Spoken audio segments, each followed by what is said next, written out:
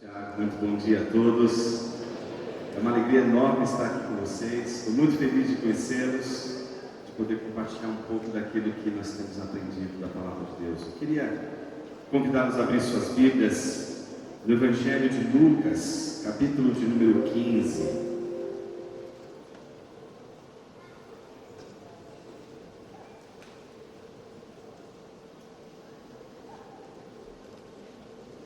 Quando eu estava estudando na faculdade de filosofia, tive um professor de estética. E esse professor era, eu diria assim, um professor um tanto excêntrico. Ele tinha um jeito de dar aula, eu diria assim, diferente dos demais.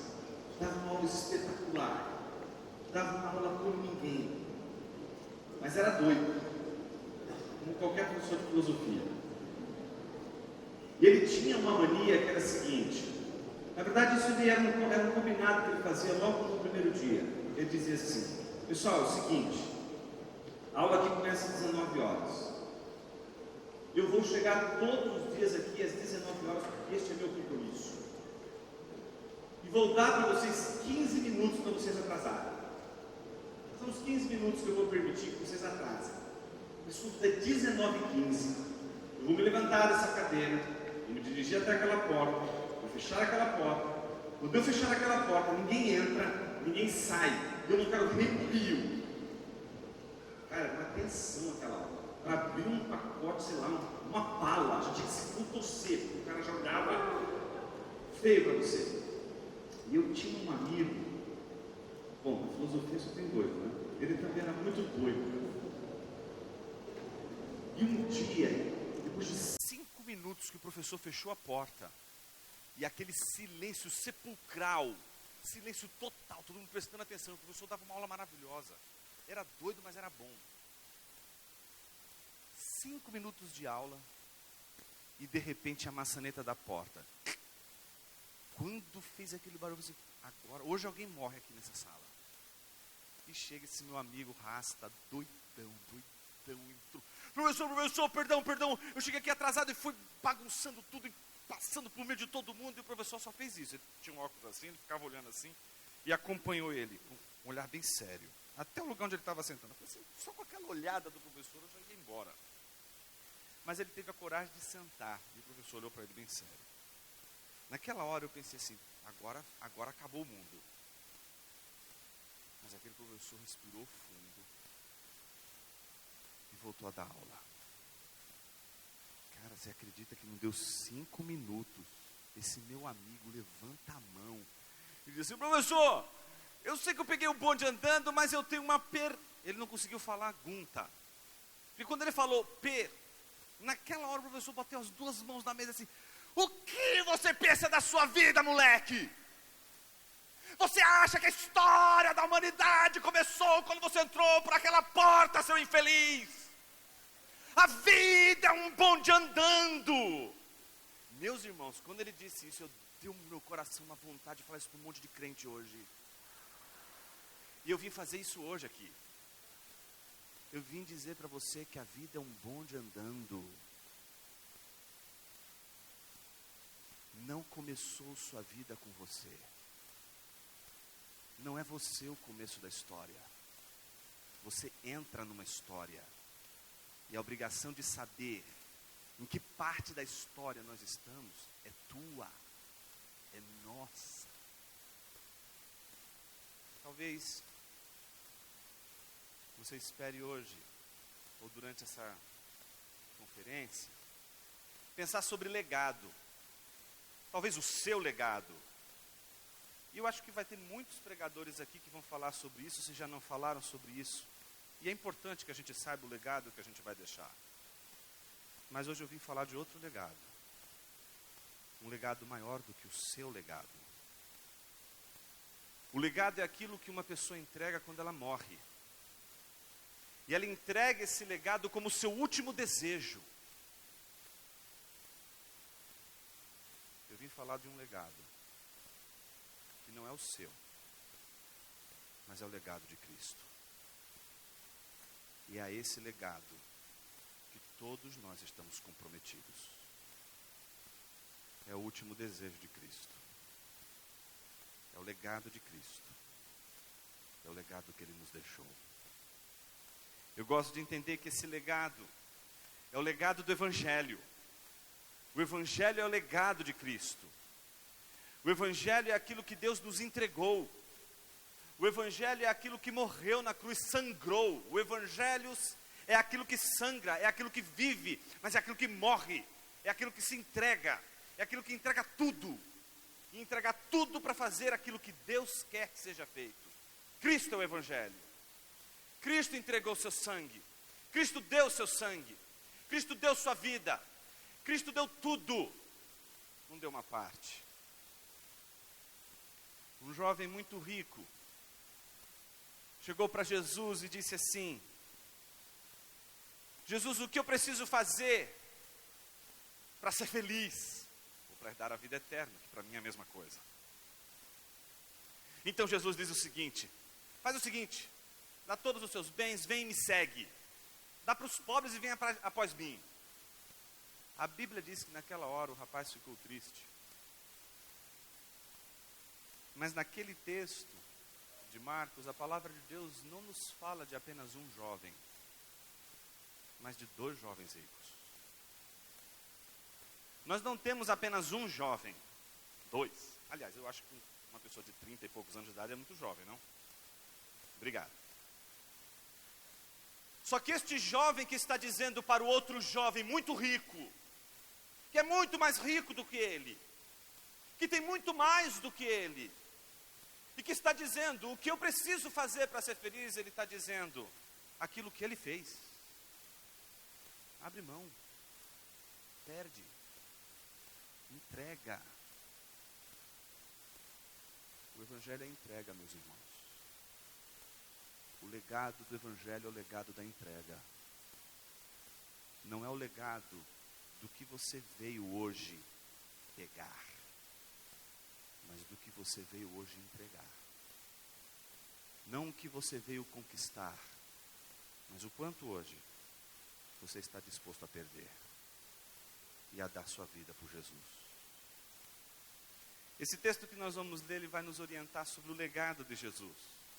Ele é um texto muito curioso, é um texto muito famoso.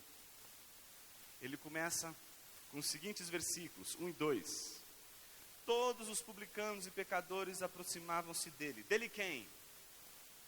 De Jesus. E aproximavam-se de Jesus para fazer o quê?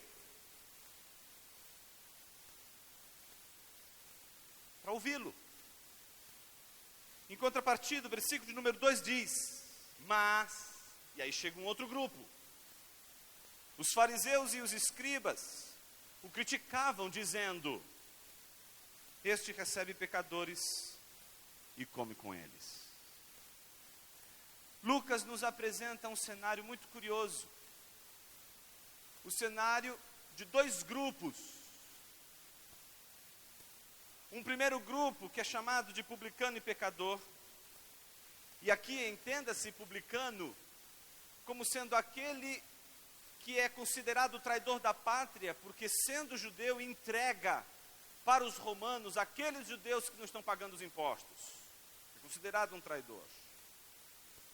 Ou pecador, não entenda você aqui apenas aquela comitiva de assassinos, homicidas, adúlteros, ladrões. Não, pecador aqui basta ser um samaritano, basta não ser um judeu, basta ser um pagão, basta ser uma pessoa que não pratica a religião judaica, basta não seguir a lei de Deus. Então chega essa comitiva, a Bíblia diz, e ela se aproxima de Jesus. Mas que coisa curiosa, Lucas diz que muitas pessoas se aproximam de Jesus, porque Jesus pode curar, porque Jesus pode libertar, mas esse grupo está aqui presente para dizer que não só pessoas se aproximavam de Jesus para pedir alguma coisa, mas se aproximavam de Jesus para ouvir o que ele tinha para dizer. E então publicanos e pecadores se aproximam de Jesus, mas não para dizer algo, não para falar algo, não tem discurso, não tem voz, não tem palavra, só tem o silêncio que dá voz ao Senhor do universo, ao Rei do universo, o Rei que se fez homem, o Rei pastor. E então, o Rei está sentado à mesa com publicanos e pecadores. A cena é muito bonita, até a chegada dos fariseus e escribas. Imagine você que os fariseus e escribas são aqueles que da religião, do judaísmo do tempo de Jesus, representavam os conservadores. A gente não pode pensar o fariseu aqui como aquela pessoa, sei lá, um endemoniado. Tem gente que olha para o fariseu e diz assim, até fariseu virou xingamento. Quando você quer ofender alguém dentro da igreja, você chama de fariseu, o cara se sente ofendido. Porque fariseu parece que em nosso meio se tornou uma coisa muito distante. Eu queria mostrar que o farisaísmo está muito próximo de nós. E ele inicialmente tem uma intenção muito boa. Ele quer preservar a doutrina. Ele quer preservar a palavra de Deus. Ele quer preservar as coisas de Deus. Está preocupado com o universo à volta. Está preocupado com pessoas que querem mudar muita coisa dentro da igreja. Dentro do judaísmo. E então chega o fariseu e o escriba. E se escandaliza. Há um escândalo entre os fariseus e escribas. E por que eles estão escandalizados? Vejam só vocês, eles estão escandalizados porque Jesus está comendo com publicanos e pecadores. E aí o contrário daqueles que se aproximam em silêncio para ouvir o que Jesus tem a dizer. Estes se aproximam para dizer algo. Neles não falta o silêncio, mas sobra discurso, sobra palavra. Há sempre o que dizer, há sempre o que falar, há sempre o que, de alguma forma, confrontar. E então, eles olhando para aquela cena de Jesus sentado com publicanos e pecadores, então eles dizem, este come com pecadores, este bebe com publicanos. Qual era o problema com tudo isso? Talvez você não entenda o porquê os fariseus e escribas reagiram dessa forma. Mas e se eu disser para você que um pai fariseu ensinava para o seu filhinho o seguinte: filhinho, chegar em casa, você vai lavar as mãos antes de comer. Mas não era porque aquilo que sua mãe, seu pai te ensinou, questão de higiene, é uma questão cerimonial, uma questão religiosa. Por quê? O menino perguntava, por quê, papai, por quê? Aí o papai dizia, o seguinte, menino, você sai, você vai brincar, você não sabe se você escorregou e colocou as mãos, apoiou as mãos no lugar onde um samaritanozinho tocou. Como o samaritanozinho é um pecador, filho, o pecado que estava no samaritanozinho vai passar para o chão. E agora vai passar para a sua mão. E como não tem talher, eles comem com as mãos, agora você vai pegar a comida. E aquele mal que estava no samaritanozinho, que passou para o chão, que passou para a sua mão, vai passar agora para a comida. E quando você comer, aquele mal que estava no samaritanozinho, que passou para o chão, que passou para a sua mão, que passou para a comida, agora vai para dentro de você. Imagina o judeu assim, né? Tá bom, papai, não vou comer. Aí quando o menino descansa, mas presta atenção, o menino toma um susto. Que foi, papai? A menina assim, se você estiver comendo um prato de comida, e o samaritanozinho passar correndo, e a sombra dele se projetar sobre o prato de comida, jogue fora. Porque senão você vai trazer toda a impureza para dentro de você. Agora dá para você entender o escândalo que Jesus provocou ali? Imagine que os fariseus e escribas estão vendo Jesus, dizendo assim, me passa esse pão aí. E aí o publicano, toma aqui, Jesus. Aí Jesus pega e come. Na hora o fariseu, Jesus comeu o pão dado por um publicano. Como assim? Por que Jesus fez isso? Então eles ficam irados com publicanos e pecadores? Não. Eles ficam irados com quem? Com Jesus. Quem é o objeto da crítica dos escribas e fariseus? Não são os publicanos e pecadores. Eles não estão criticando publicanos e pecadores. Eles não estão olhando para publicanos e pecadores e dizendo assim, olha como eles são pecadores. Eles estão preocupados com Jesus, com o que Jesus está fazendo. Então eles acusam Jesus de receber publicanos e pecadores e acham aquilo um grande absurdo. Meus irmãos, quem precisa de defesa? Publicanos e pecadores ou Jesus? Jesus. É Jesus que está sob acusação, não são os publicanos e fariseus e pecadores. Então o que nós vamos ver a seguir é Jesus dizendo o motivo pelo qual ele recebe publicanos e pecadores. porque Ele come e bebe com eles, porque a sua mesa está aberta para pecadores, porque a sua mesa sempre está disponível para pecadores, porque a sua mesa está sempre disponível para aquele que encontra na sua palavra tudo aquilo que precisa para viver.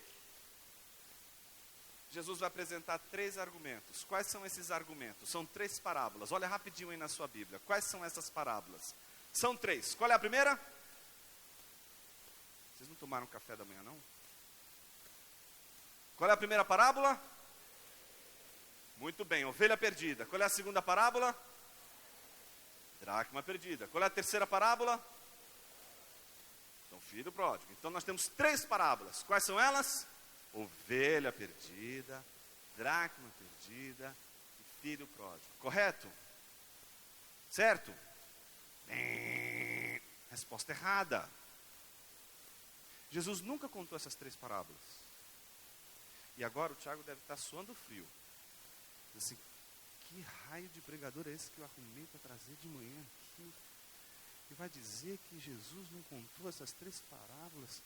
Que coisa mais esquisita. Deixa eu contar uma história para você. Um dia, quando eu estava no seminário, estudando no seminário, minha mãe é uma nordestina crente. Ela é agostiniana e não sabe. Ela é crente. Crente daquelas fervorosas. E que se a gente deixasse, eu e minhas irmãs, se nós deixássemos a Bíblia no chão, o cinto de couro baiano comia. E comia mesmo. Então o que aconteceu? Teve um dia que eu deixei a Bíblia no chão. E quando ela viu a Bíblia, estava aberta nesta passagem. E nesta passagem, você está vendo aí os títulos, né? Eu peguei todos esses títulos daí e risquei todos eles. Aí quando minha mãe viu o texto bíblico ali, e ele riscado, esse menino, você entrou no seminário e agora você virou ateu, vem aqui, você vai apanhar. Eu falei, não, calma mãe, deixa eu explicar. Então agora eu vou contar para você como eu me livrei de uma surra. Como estudar a Bíblia pode fazer você se livrar de uma enrascada como essa. Então eu disse assim, mãe, presta atenção, antes de você tomar qualquer atitude precipitada, deixa eu te explicar por que eu risquei esses 3 textos daqui. Eu disse, mãe, no 7º século, a Bíblia não tinha capítulos, não tinha versículos, não tinha títulos. E era muito difícil de achar passagens bíblicas. Então a primeira coisa que foi feito é colocar títulos, colocar depois capítulos, depois colocar versículos. Isso facilita muito achar os textos bíblicos. Mas esses títulos, esses textos que estão ali em negrito, eles não estavam no original, eles não estavam lá, eles só estão ali, feitos por alguém para ajudar a gente a achar o texto. Alguns desses títulos são muito bons, eles estão certos. Outros, mãe, eles estão muito complicados e fazem a gente, inclusive, não perceber a profundidade de um texto. Eles não estão de todo errados, mas eles escondem preciosidade. Por exemplo, e aí eu pedi para ela olhar para mim. Veja, mãe. Por exemplo, contei mais ou menos para vocês o que eu acabei de contar dos versículos 1 e 2, e disse assim, veja como Jesus não contou nenhuma dessas parábolas, mãe. Ele disse assim, a senhora pode ler para mim o versículo de número 4? Vai, mãe, lê aí o versículo de número 4. Está lendo aí? Olha só como começa o versículo de número 4. Qual de vós possuindo sem... Pronto, chega. Não é a parábola da ovelha perdida.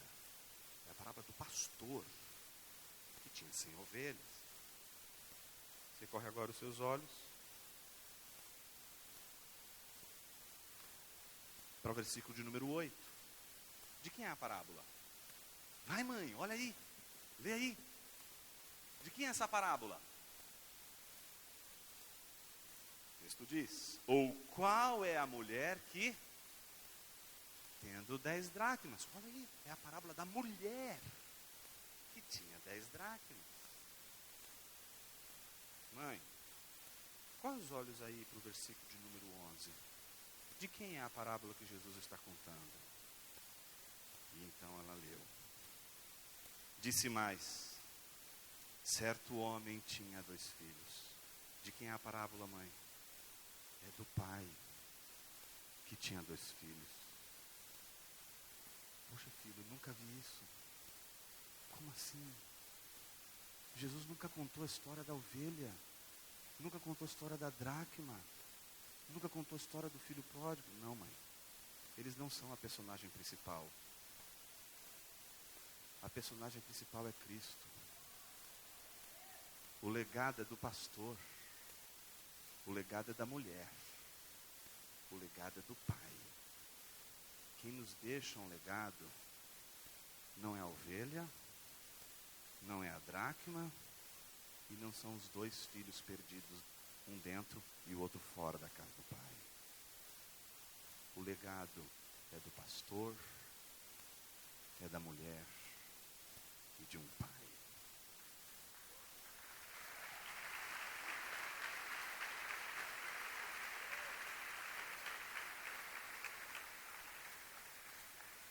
Vamos observar o primeiro legado, o legado do pai, o legado do pastor.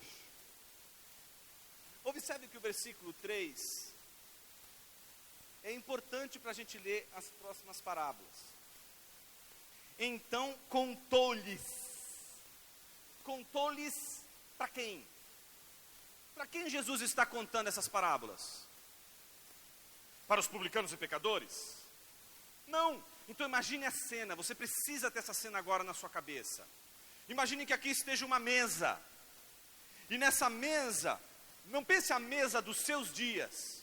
A mesa em que as pessoas têm os seus pés escondidos debaixo dela. Pense que é a mesa contrária aos nossos dias. A mesa em que os pés ficam para fora. Só assim você entende por que aquela mulher, aquela meretriz, entra na casa de Simão e ela lava os pés de Jesus com suas lágrimas e enxuga com seus cabelos. Porque os pés de Jesus estavam fáceis para ela olhar e pegar. Não precisou ir para debaixo da mesa.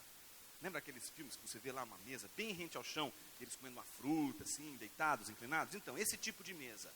Imagine que Jesus está numa mesa assim, rodeado de publicanos e pecadores. E aí chega, bem na frente dessa mesa agora, fariseus e escribas estão olhando, dizendo assim: você come com publicanos e pecadores? Que horror! Então imagine agora Jesus olhando para eles. Do lado de Jesus estão os publicanos e pecadores. Então Jesus agora vai contar 3 parábolas para fariseus e escribas. Jesus agora vai se dirigir para a sua igreja, quer dizer, para os fariseus e escribas. E vai dizer o seguinte: primeiro, qual de vós seria como um pastor que, possuindo 100 ovelhas, o que esse pastor faz? Não deixa as 99 no campo e não vai atrás da que se perdeu até encontrá-la? Primeira observação importante. Veja como a gente tem que sempre ler a Bíblia, né? A Bíblia é sempre importante. Talvez, não sei vocês aqui, alguns são mais jovens, mas talvez aqueles que tenham mais tempo de igreja como eu, deviam em algum momento na vida cantar aquela música, ou ainda canta-se aquela música que diz: eram 100 ovelhas juntas no aprisco. Não tem aprisco não, viu, irmão? O texto não fala de nenhum aprisco aqui. Aprisco é um lugar seguro, aprisco é um lugar onde você vai guardar lá as 99 são e salvo. Não, a Bíblia diz que Jesus deixou, o pastor deixou elas no campo. Deixou no campo, não é no aprisco. E a pergunta é, por quê? Porque ele tinha contado e percebeu que faltava uma. Esse pastor, ele é comprometido, não é com as 99, ele é comprometido com as 100. Então quando ele conta e só tem 99, a lógica dele não é assim: uma se perdeu, deixa para lá, pelo menos eu estou com 99. Não, ele está aliançado às 100 ovelhas, e ele não vai arredar o pé enquanto não tiver as 100 ovelhas, aí sim no seu aprisco. Enquanto as 100 ovelhas não tiverem no aprisco, ele não vai voltar para o aprisco. Vai deixar as 99 no campo e vai atrás da que se perdeu até achar. E não é isso que acontece? A Bíblia diz que quando encontra, coloca sobre os ombros, mas ele coloca sobre os ombros triste, dizendo assim: que ovelha mais estúpida. Não, a Bíblia diz que ele coloca nos ombros cheio de alegria. Se ele coloca ela nos ombros é porque ela está cansada, ela está ferida, ela não está numa situação muito boa. Mas ele está feliz, Porque apesar de ela não estar numa situação muito boa, ele a reaveu. Não foi ela que encontrou o pastor, mas foi o pastor que a encontrou. A ovelha, meus irmãos, é o bicho mais estúpido da face da terra. Acredita no que eu estou dizendo. Um cão tem mais memória do que uma ovelha. Um cãozinho, sabe o seu cãozinho? Lá no jardim ele vai enterrar um osso, e no dia seguinte ele vai lá e vai conseguir recuperar aquele osso que foi enterrado. Mas uma ovelha, passou de 100 metros, ela já não sabe onde ela está. A ovelha é um bicho doido, vai assim. Imagina essa cena estúpida. Quando a Bíblia fala do pastor que vai atrás da ovelha, o pastor tem sempre 2 instrumentos. Quais são eles? A vara e o cajado. O cajado é aquele momento em que o pastor vê que a ovelha está lá, né? Está presa. Aí o pastor vai lá e pega, recupera a ovelha, leva ela, aí diz assim, puxa vida, pega ela, põe no colo, pega as 2 patas atrás, pega a vara, e aí é o segundo instrumento. Pega a vara aí, dá-lhe na ovelhinha. Mas eu já disse para você, a ovelha é um bicho estúpido. No dia seguinte, para onde ela vai? O abismo está aqui. O abismo está aqui, para onde está indo a ovelha? Aí o pastor, laça a ovelha, tira ela do abismo, segunda vez, põe ela no colo, pega a vara e faz o quê? Dá uma vara na ovelha. Mas eu já falei para você, ela é estúpida. No 3º dia, para onde ela vai? Igual uma doida. Chega lá, o pastor pega, e essa 3ª vez é diferente. Dessa vez ele coloca ela no colo e você está olhando e você está dizendo assim, eu estou vendo a ovelha, eu estou vendo o pastor, mas eu não estou vendo nem a vara e nem o cajado. Aí é a hora que você vê o pastor pegar as 2 pernas traseiras da ovelha e fazer assim, quebra as 2 patas traseiras. Tem uma ovelha suicida. Se ele não fizer isso, aquela ovelha vai se matar. Ela é estúpida. E dessa forma, alguém poderia dizer assim, mas que pastor perverso. Vou dizer o que é um pastor perverso. Pastor perverso é aquele que diz assim, eu avisei uma, eu avisei 2. Para onde vai parar a ovelha na 3ª? Vai para o abismo. O pastor é aquele que vai cuidar da sua ovelha. Ele está comprometido com ela. Ele vai disciplinar a sua ovelha. Mas quando ele encontra, ele tem alegria. Porque ele ama essa ovelha estúpida. Olha que coisa. Ele ama a ovelha estúpida. E você sabe o que é mais curioso nesse texto? É que ele chega tão alegre em casa, versículo 6, reúne os amigos e vizinhos, e lhe diz, alegrai-vos comigo, pois encontrei a minha ovelha perdida. Ele começa a dizer para todo mundo, vamos ficar felizes, porque a minha ovelha foi encontrada. Digo-vos no céu que haverá alegria por um pecador que se arrepende, do que por 99 justos que não precisam de arrependimento. Meus irmãos, no versículo 6 é muito sintomático. Ele diz, e chegando em casa, reúne os amigos e diz, alegrai-vos comigo, pois encontrei minha ovelha perdida. O que ele está propondo aqui? Uma festa. Reúne os amigos, e ele vai celebrar o quê? O encontro dessa ovelha perdida. Gente, desde os tempos mais antigos, quando amigos se reúnem para celebrar, não pode faltar algumas coisas fundamentais. Música, comida e bebida. Imagine que Jesus está olhando para a cara dos fariseus e escribas e dizendo, então quando aquele pastor encontrou sua ovelha perdida, ele então reúne os seus amigos, e traz os seus amigos e diz assim, venham meus amigos, venham sentar-se aqui à mesa comigo, venham celebrar porque a minha ovelha estava perdida e agora foi encontrada, venham celebrar comigo, vamos festejar, venham aqui, sentem-se aqui, vamos comer, vamos beber, porque a minha ovelha estava perdida e foi encontrada, ela se arrependeu e está aqui dentro de nós. Jesus conta a segunda parábola, e ela tem basicamente o mesmo enredo. Qual é o enredo? Você tem a personagem principal e você tem uma tensão entre 2 protagonistas. Então você tem, de um lado, o pastor, você tem de um lado as 99 e do outro lado a ovelha perdida. Quem é o pastor? Jesus. Quem são as 99? Os fariseus e escribas. Quem é a ovelha perdida? Os publicanos e pecadores que estão sentados à mesa do lado de Jesus. A segunda parábola vai seguir exatamente o mesmo enredo. Temos uma mulher. Quem representa a mulher? Jesus. Quantas moedas essa mulher tem? 10 moedas. Ela conta as moedinhas. E aí o que falta? Uma moedinha. Imagine você com 10 moedinhas de R$1. Você vai contar suas 10 moedinhas de R$1 e descobre que está faltando R$1. E aí você fica desesperado por causa de R$1. Eu entendo que essa mulher é a mulher mais louca da Bíblia. Ela é a mulher mais louca da Bíblia. Eu vou dizer o porquê. Primeiro, ela tendo 10 moedinhas e perdendo uma delas, o que ela faz? Primeira coisa, ela acende a lâmpada, percebe que a casa está desordenada, começa a varrer a casa, começa a arrumar a casa, e assim como o pastor que foi atrás da ovelha até encontrá-la, ela vai buscar a sua moedinha até encontrá-la. O versículo de número 9 diz que quando ela encontra, tá certo? Ela reúne as amigas e vizinhas. Aí você vai ver porque ela é doida. Ela reúne a vizinhança toda, diz assim: gente, achei minha moedinha de R$1, venham aqui, vai gastar as 9 para dar festa. Ela fica tão feliz, que ela resolve reunir todas as pessoas que estão ali na sua vizinhança, para irem até a sua casa e celebrar com ela. Alegrai-vos comigo, porque achei a moedinha que eu havia perdido. Se a primeira parábola diz respeito ao fato do compromisso do pastor com as suas ovelhas, e ele está comprometido com aquela que se perde, a segunda parábola ela tem a ver com valor, meus irmãos. Jesus valoriza o que a gente não valoriza.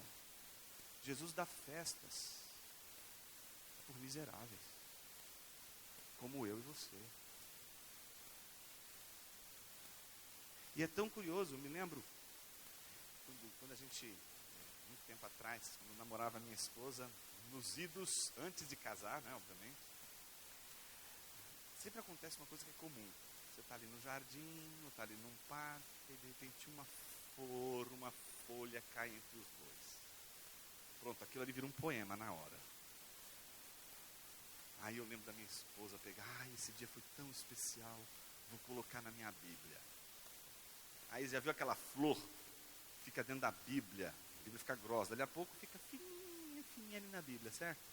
Depois de um longo tempo você casa, você tem filhos, e aí, em geral, principalmente quando são filhos homens, na verdade eles primeiramente são pagãos bárbaros, precisam ser educados, e eles são selvagens mesmo, né? Eles são desprovidos de sensibilidade estética, de tudo que você puder imaginar.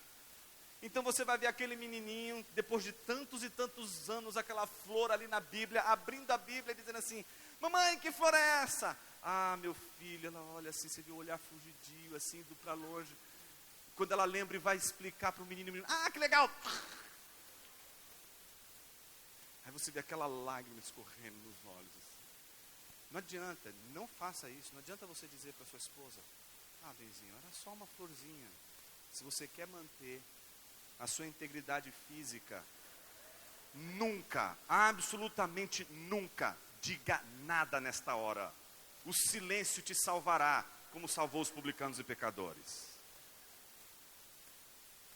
Então imagine você que a gente tem possibilidade na nossa própria vida de valorizar coisas que a gente acha que não são valiosas, mas são valiosas, e outras pessoas podem simplesmente desprezar o que você acha extremamente valioso. Então Jesus está dizendo, no final dessa parábola, ele diz exatamente assim, olhando na cara da sua igreja, quer dizer, dos fariseus e escribas, ele está dizendo exatamente assim: eu vos digo que assim há alegria na presença dos anjos de Deus por um pecador que se arrepende.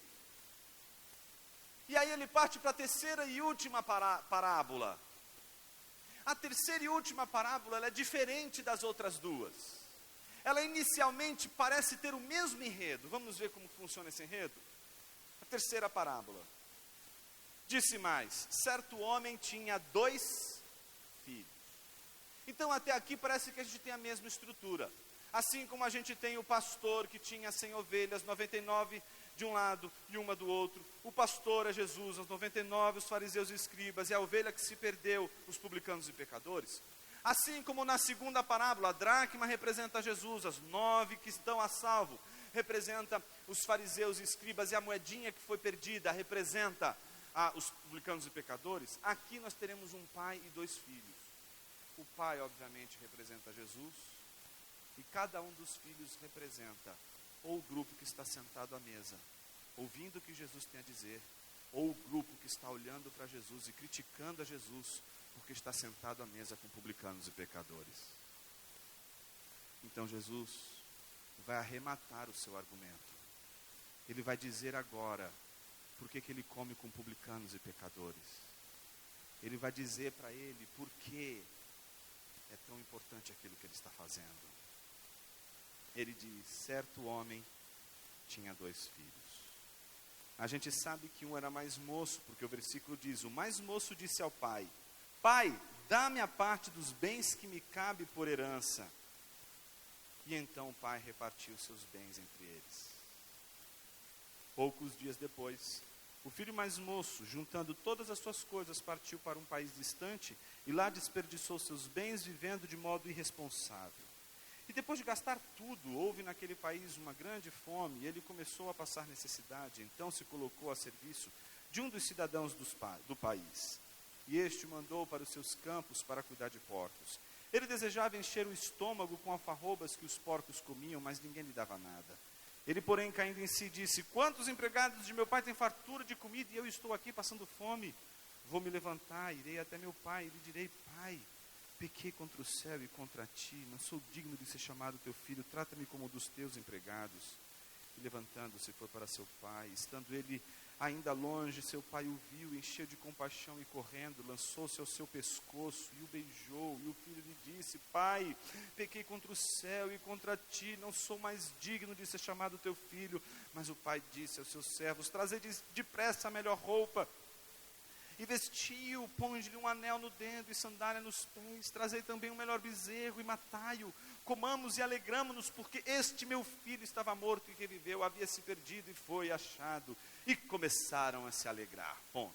Até aí nós temos o mesmo enredo, o mesmíssimo enredo. Nós temos um pai que tinha 2 filhos, o filho mais moço é aquele que chega diante do pai e diz assim: pai, me dá parte da herança. Isso é muito importante que a gente tenha em mente. O que isso significa? O que isso simboliza? Em primeiro lugar, imagine o seguinte: o primeiro filho, o filho mais moço, é aquele que, tendo, digamos assim, uma relação com o pai não muito, eu diria, agradável, né? Imagine você, o menino, para ele o pai não existisse, né? Ele está dizendo para o pai o seguinte: pai, me dá herança. Ele está dizendo: o senhor está morto já. São os nietzschianos, são os nihilistas dos nossos dias, são os que estão dizendo: Deus está morto. São aqueles que são capazes de pichar lá no muro de Berlim, né? Deus está morto, assinado Nietzsche. Mas não são capazes de ler o que picharam no muro de baixo. Nietzsche está morto, assinado Deus. Então estes dizem exatamente isso: Deus está morto, não religiosos, que não se preocupam com as coisas de Deus, que não querem se envolver com as coisas de Deus. São estes que acham que o seu pai está morto. Eles não descobriram ainda que a morte não está do lado de lá, está do lado de cá. Quando eles pedem a herança do pai, é como se o pai estivesse morto. Mas não é o pai que está morto. Quem está morto é ele. Ele é que não percebeu que ele é um walking dead, um zumbi. Ele é que não percebeu que falta vida nele. Então o que ele quer? A herança. Me dá herança. E aí a gente fica escandalizado com o menino, né? Tá certo? Errado. Você não deveria se escandalizar com esse menino. Isso é absolutamente comum. Isso está diante dos nossos olhos todos os dias. Olha para o seu lado direito, na sua universidade, na escola que você está estudando, na universidade que você está cursando o seu curso. Você vai ver um do seu lado direito, você vai ver o outro do seu lado esquerdo. Está lá morto, mortinho da Silva. mas ele quer viver dos benefícios de tudo aquilo que Deus dá. Isso é absolutamente normal, isso não deveria te causar escândalo. O que você deveria se escandalizar hoje ao ler esse texto, não é com o filho, mas é com o pai. O pai que deve te escandalizar, o pai que deve te surpreender, é o pai que deve te assustar. E por que o pai deveria te assustar? Porque aquele pai poderia simplesmente dizer assim, se o pai dissesse assim, imagine o pai reagindo dessa forma: o quê? Você não tem vergonha na sua cara?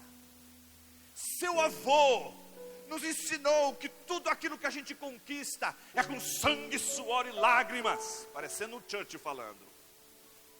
Sangue, suor e lágrimas. E aí vem você pedir herança. Vá trabalhar. Vá conquistar o seu dinheiro com o suor do seu trabalho. Você só vai ter essa grana depois que eu morrer, seu infeliz e ingrato. E muitos aqui de nós aplaudiríamos. É isso aí, pai. Boa. Não dá mole para esse moleque, não. Ou então, a gente teria um outro tipo de pai, que também não nos escandalizaria, porque é bem comum, esse outro tipo de pai que vai dizer assim: meu filho, não faz isso, você vai se estragar, esse caminho que você está, sabe, esse caminho que você escolheu para seguir, não vai dar certo, você não está vendo que se você for por aí, vai dar tudo errado, papai vai dar essa herança, papai vai repartir essa herança, mas meu filho, pensa, não faz isso, você vai fazer a maior burrada da sua vida. Meus irmãos, esse pai que Jesus está contando, ele nos escandaliza porque ele não dá nem bronca, ele não reage, ele nem sermãozinho passa, não tem sermãozinho aqui. Quando o menino pede, sabe o que ele faz? Dá. Ele não fala, ele dá. A Bíblia tem um nome para isso: graça. Graça é aquilo que a gente não merece, ele nos dá. Graça é aquilo que te incomoda quando você vê um ímpio sendo abençoado do seu lado. E aí você fala: puxa vida, mas por que ele é abençoado e eu não? A gente não entende, mas é graça. A graça de Deus é aquilo que repousa sobre todos os seres humanos. E essa graça é uma graça comum, uma graça dada a todos os homens. Ela não salva todos os homens. Ela não é aquela graça salvadora, mas é aquela bênção de Deus como o sol que nasce sobre todos os homens e brilha sobre todas as cabeças da face da terra. É a dádiva de Deus que brilha sobre todos os homens da face da terra. E que brilha não só para aqueles que pertencem a Deus, mas brilha também para aqueles que não pertencem a Deus. E aquele menino, o que ele faz? Pega aquela herança do pai, gasta tudo de uma maneira dissoluta, prodigal, sabe, se acabando, se destruindo, porque é isso que a gente faz com a bênção de Deus, quando nós não estamos nem aí com Ele. Nós simplesmente queremos as suas bênçãos, e somos capazes de transformar a bênção, uma bênção que Deus nos dá, exatamente numa arma que nos mata, que nos destrói, que nos corrói. Nós transformamos aquilo que recebemos de Deus, a dádiva de Deus, com as nossas mãos sujas, na faca que fere nosso próprio peito. Nós temos as condições de fazer isso e fazemos isso todas as vezes. E nós usurpamos a bênção de Deus para o nosso próprio benefício.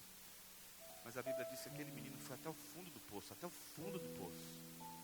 E aí a segunda coisa importante que deve nos chamar a atenção, que não é tanto sobre o menino, mas é sobre o pai. Imagine você que todo judeu ensinava o seu filho os 10 mandamentos. Eles sabiam de cor os 10 mandamentos. Então quando aquele menino está lá comendo as comidas, que não eram para homens, mas eram para porcos, e ele estava lembrando dos dias na casa do pai, e que até um servo do seu pai tinha a comida do bom e do melhor, e ele estava ali naquela situação. A Bíblia diz que ele lembra da palavra de Deus, porque ele diz: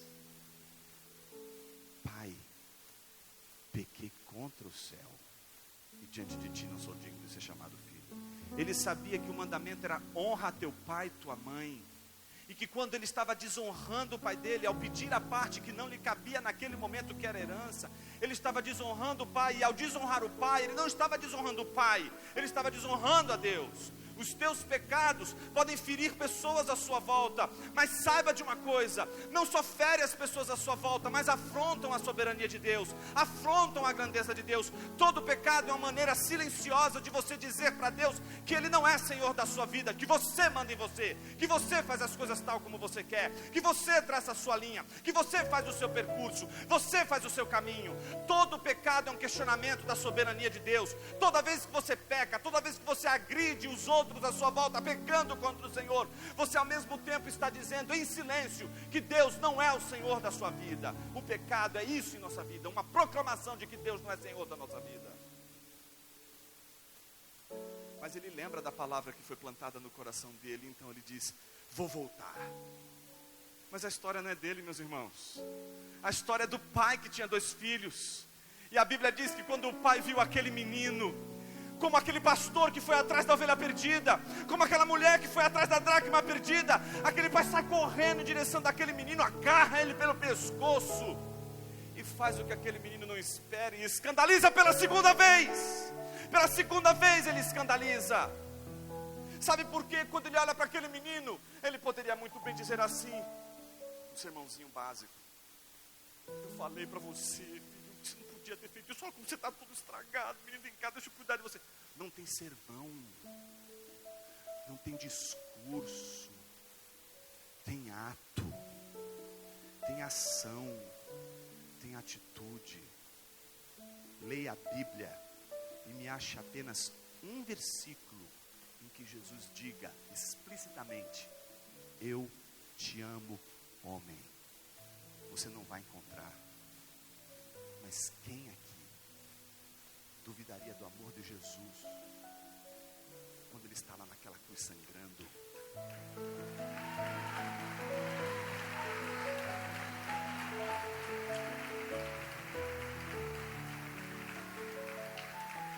Jesus nunca disse eu te amo, homem, mas não cansou de gritar os seus atos na cruz, o seu amor por nós. Ele é o pai que vai ao encontro do filho perdido. Ele é o pastor que vai ao encontro da ovelha perdida. Ele vai ao encontro da dracma perdida. Porque eu e você não sabemos voltar para a casa do pai. Eu e você não sabemos voltar para Deus. Eu e você não sabemos encontrar a Deus. Você não sabe como encontrar a Deus. Não é você que encontra a Deus, é Deus quem te encontra. Spurgeon, que foi citado hoje aqui no Think Tank há poucos instantes, ele foi olhar um dia um prontuário dos membros da sua igreja e ele ficou surpreso. Ele sempre pedia que os membros da igreja dissessem como foi que eles tiveram a experiência de conversão. Então, quando eles estavam lendo daqueles testemunhos, ele diz assim: uau! A pergunta era assim: como você encontrou Jesus? E era uma frase muito simples: Pastor Spurgeon, não encontrei Jesus, foi Ele que me encontrou. Ponto. Não é você que encontra Jesus, meus irmãos, é Jesus que vem ao nosso encontro.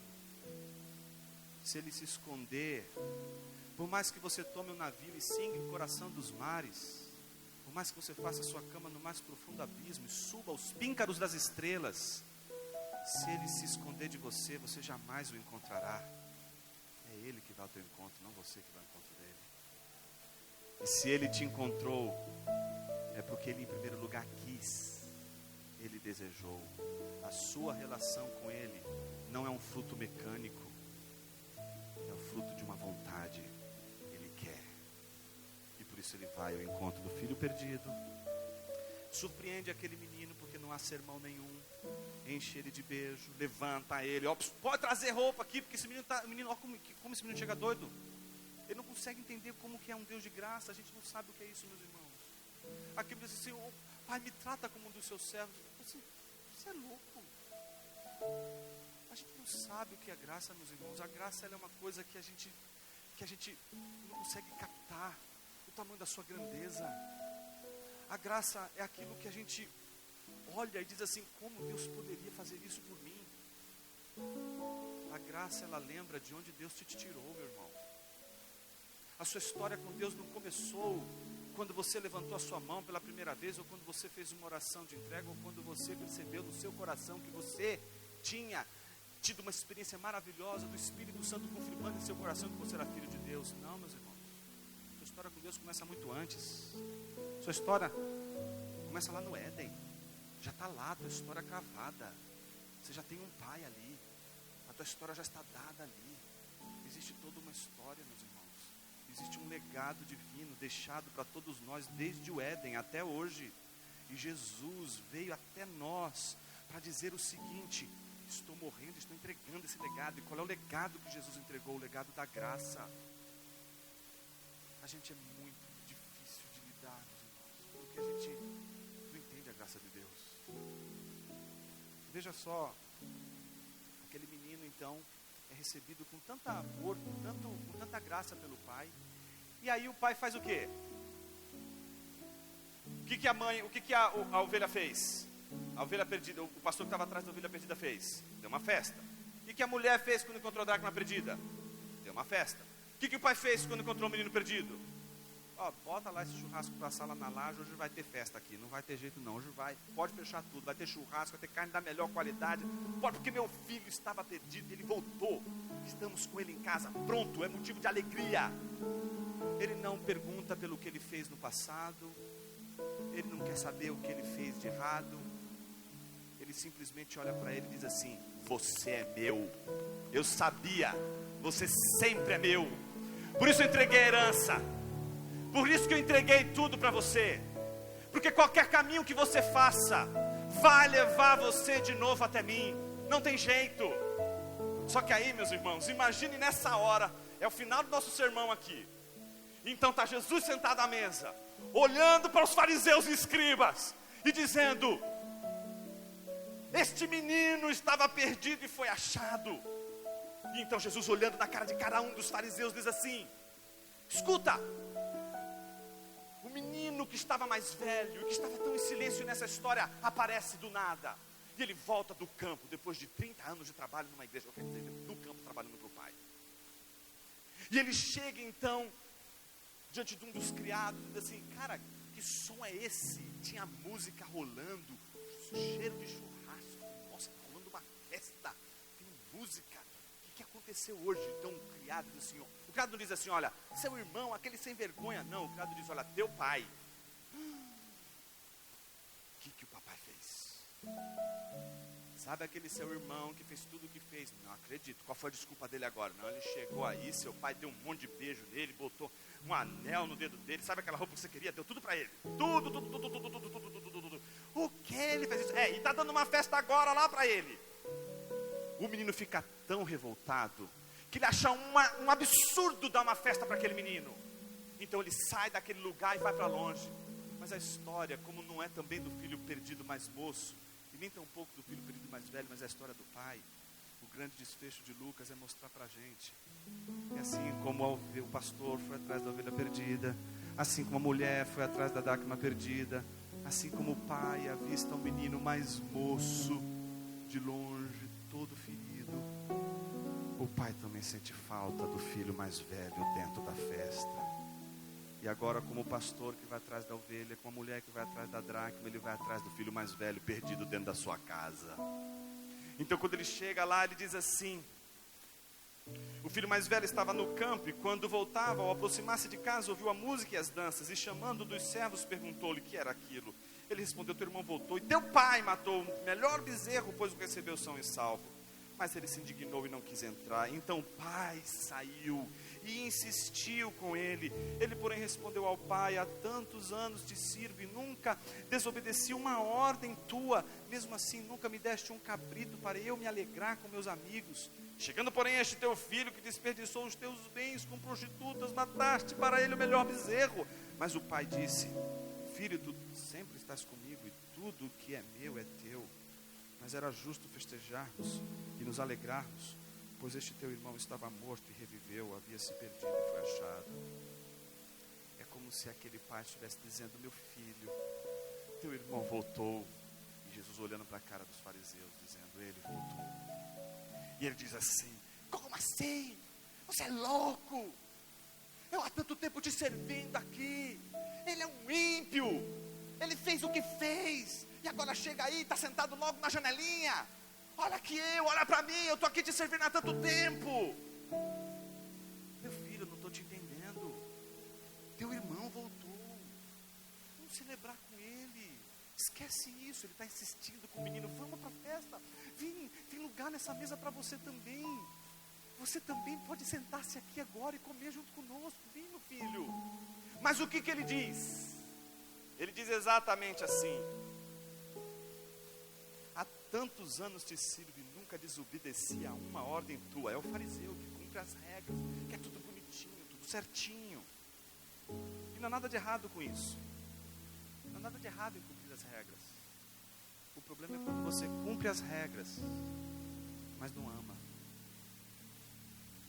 Porque é como se o pai estivesse dizendo no final: mas filho, eu reparti a herança. Se você quisesse fazer o que o seu irmão fez, você poderia fazer. Se você não fez, é porque eu achava que você era feliz aqui na casa do pai. Você não é feliz aqui? Você não é feliz trabalhando comigo? Há algo mais que você precise do que está aqui?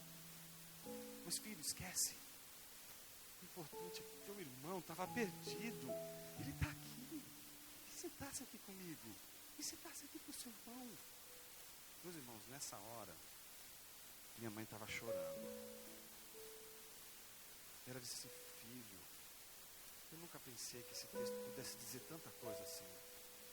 Pois é, mãe, é isso que o texto está dizendo, por isso eu risquei. Ela disse: faz todo sentido.